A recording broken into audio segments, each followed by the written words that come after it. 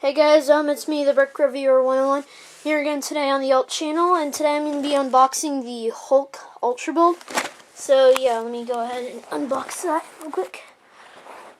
Okay, so I'm just going to open it up.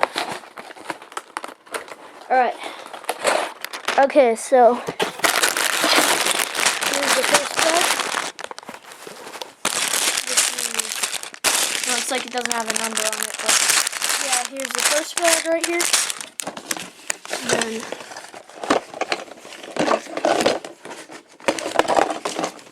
there's the manual right here. Then there's a couple other pieces. And then, yeah, that's pretty much it. So, yeah, guys, that's about it for this unboxing. Stay tuned for the review. I'm going to build this real quick. And, yeah, so that's pretty much it. See you guys later. And, don't forget to rate, comment, and subscribe. And, yeah, bye, guys.